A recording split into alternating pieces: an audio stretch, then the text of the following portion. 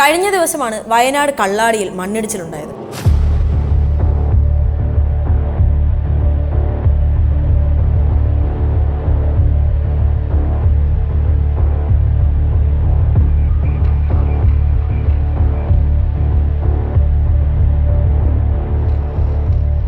അപ്രതീക്ഷിതമായും അമിതമായും മഴ പെയ്ത സാഹചര്യത്തിലാണ് അങ്ങനെ ഒരു അപകടം സംഭവിച്ചത്.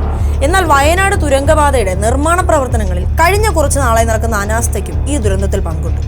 ശക്തമായ മഴയുണ്ടായിട്ടും പ്രതിരോധത്തിന് ഒരുക്കമുണ്ടായില്ല. അതിതീവ്ര മഴ ഉണ്ടായിട്ടും അപകട മുന്നറിയിപ്പ് നൽകിയില്ല.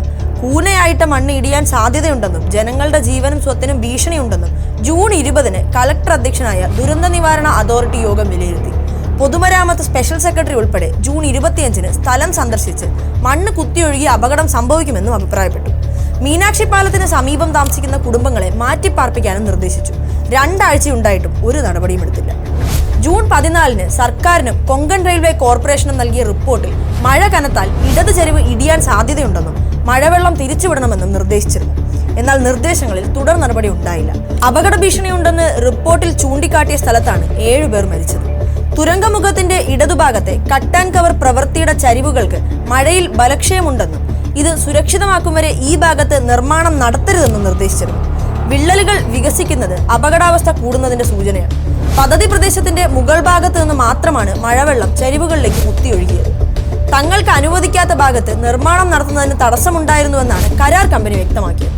വനമേഖലയിൽ നിന്നാണ് വെള്ളം വന്നത്. തുരങ്കപാത പോലത്തെ പ്രധാനപ്പെട്ട പ്രവൃത്തിക്കുള്ള തടസ്സം നീക്കേണ്ടത് ബന്ധപ്പെട്ട വകുപ്പുകളുടെ ചുമതലയാണ്. പൊതുമരാമത്ത് വകുപ്പിനാണ് മേൽനോട്ട ചുമതല. അടിയന്തര നടപടി സ്വീകരിക്കേണ്ട ജില്ലാ ദുരന്ത നിവാരണ അതോറിറ്റിയും ജില്ലാ ഭരണ സംവിധാനവും ഇക്കാര്യത്തിൽ അനങ്ങിയില്ല. വനം വകുപ്പ് ഇടപെട്ടില്ല.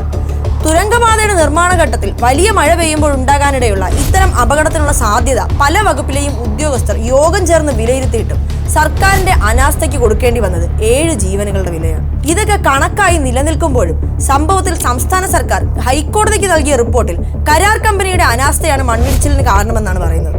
എത്ര വിദഗ്ധമായാണ് സർക്കാർ ആ ഉത്തരവാദിത്തത്തിൽ നിന്ന് ഒഴിഞ്ഞത്? മഴയുള്ളത് കൊണ്ടാണ് പകർച്ചവ്യാധികൾ കൂടുന്നതെന്ന് ആരോഗ്യമന്ത്രിയും മഴ കുറവായതുകൊണ്ടാണ് പവർ കട്ട് വരുന്നതെന്ന് വൈദ്യുതി മന്ത്രിയും പറഞ്ഞ് കൈയൊഴിയുന്നത് പോലെ. മുന്നിലുള്ള കണക്കുകളോ വിവരങ്ങളോ റിപ്പോർട്ടുകളോ കടലാസ് കഷ്ണങ്ങളായി. നിർമ്മാണം പൂർണ്ണമായും നിർത്തിയിരുന്നെന്ന് അതോറിറ്റി അറിയിച്ചപ്പോൾ അപകടത്തിന് ഇരയായവർ അന്ന് എന്ത് ജോലിയാണ് ചെയ്തിരുന്നതെന്ന് കോടതി ചോദിച്ചു. ഇത് അന്വേഷണത്തിലെ സ്ഥിരീകരിക്കാനാവൂവെന്നായിരുന്നു മറുപടി. അതെ, സർക്കാർ പദ്ധതിയിലെ നിർത്തിവച്ചിരുന്ന നിർമ്മാണ സ്ഥലത്ത് തൊഴിലാളികൾ എന്ത് ചെയ്യുകയായിരുന്നുവെന്ന് കോടതി അന്വേഷിച്ച് റിപ്പോർട്ട് കൊടുക്കണമെന്ന്. ഒരു ദുരന്തമുഖത്ത് ഒരിക്കലും കേരളം ഒറ്റതിരിഞ്ഞ ആക്രമണങ്ങൾ നടത്തിയിട്ടില്ല. കോവിഡ് പോലൊരു മഹാമാരി വന്നപ്പോൾ നെറികെട്ടവൻ ഭരിച്ചാൽ നാട് മുടിയും എന്ന് പറയാത്ത മലയാളികളായിരുന്നു അധികവും. കെടുകാര്യസ്ഥത കൊണ്ട് അപകടങ്ങൾ വരുത്തി വെക്കുന്ന ഒരു സർക്കാരാണെങ്കിൽ മനുഷ്യരെല്ലാം ഒറ്റക്കെട്ടായി ദുരന്തങ്ങളെ നേരിട്ടിട്ടും എന്ത് കാര്യം? മറ്റൊരു ഗുണം മുഖ്യധാരാ മാധ്യമങ്ങളുടെ പിന്തുണയാണ്. 2022 പ്രദേശത്ത് പാരിസ്ഥിതിക ആഘാത പഠനം നടത്തിയത്. തുടർന്ന് കോഴിക്കോട്, വയനാട് ജില്ലകളിൽ 2023 ഡിസംബറിൽ കളക്ടർമാരുടെ നേതൃത്വത്തിൽ പബ്ലിക് ഹിയറിംഗ് നടത്തി. എല്ലാ പരിശോധനകളും നടത്തി കേന്ദ്ര സംസ്ഥാന എക്സ്പേർട്ട് അപ്രൈസൽ കമ്മിറ്റികൾ അനുമതി നൽകി. എന്നാൽ ഇതിനെ ചോദ്യം ചെയ്ത് ചിലർ ഹൈക്കോടതിയിൽ ഹർജി നൽകി. ആക്ഷേപങ്ങൾ തള്ളി അനുമതി ശരിവച്ചു. തുടർന്ന് സുപ്രീം കോടതിയിൽ അപ്പീലുമായി പോയി. ചീഫ് ജസ്റ്റിസ് അധ്യക്ഷനായ ബെഞ്ച് ഹൈക്കോടതി വിധി ശരിവച്ചു. കൃത്യമായ ജുഡീഷ്യൽ സ്ക്രൂട്ടിനിയാണ് നടന്നത്.